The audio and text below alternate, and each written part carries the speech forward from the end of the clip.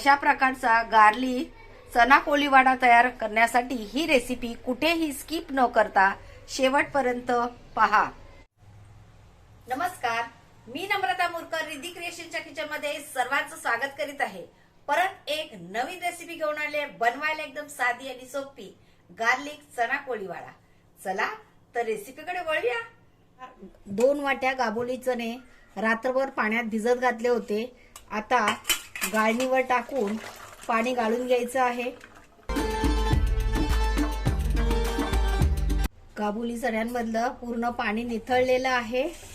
आता दुसऱ्या भांड्यात शिफ्ट करूया। आता यावर कोटिंग करायचं आहे। ज्या वाटीने गाबोली चणे घेतले होते त्याच वाटीने 2 वाटी गाबोली चणे होते तर 1 वाटी बेसन घेतले, 2 टेबलस्पून कॉर्नफ्लोअर, हे सगळे मसाले यामध्ये ऍड करायचे आहेत। हळद, लाल तिखट, काश्मीरी मिरची पावडर, गरम मसाला, हिंग आणि आले लसूण पेस्ट, अर्ध लिंबू पिळून घ्यायचं आहे, चवीनुसार मीठ आणि आता हे सगळं एकजीव करायचं।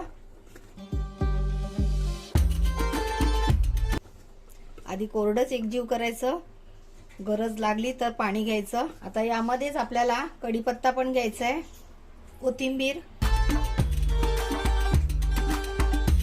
लागेल तसं थोडं थोडं पाणी ऍड करूया।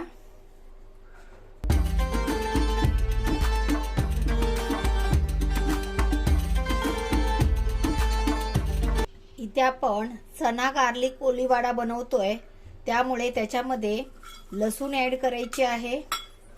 आता हे हाताने चांगलं एकजीव करून घेऊया।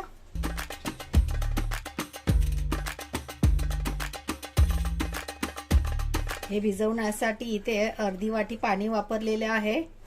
एकीकडे आपण गॅस चालू करून घेऊया। इकडे तेलही तापलेलं आहे।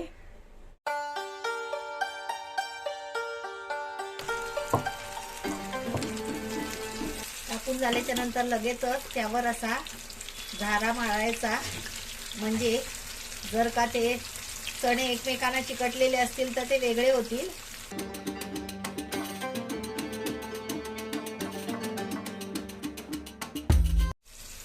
लगेचच त्यात कढीपत्ता टाकायचा आहे, मिरची आणि लसूण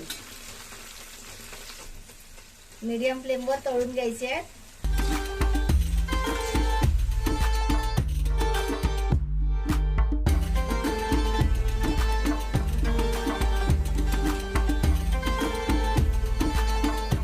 अशाच पद्धतीने दुसरी बॅच टाकायची आहे आणि तळून काढायची आहे। वरून जरा चाट मसाला स्प्रिंकल करायचा आणि सर्व करायचं। गार्निशिंग साठी वरती कांद्याच्या चकत्या लावायच्या। तर मंडळी, अशा प्रकारे गार्लिक चना कोळीवाडा तयार आहे। रेसिपी आवडली तर लाईक करा, शेअर करा। चॅनलवर नवीन असाल तर चॅनलला सबस्क्राईब करा।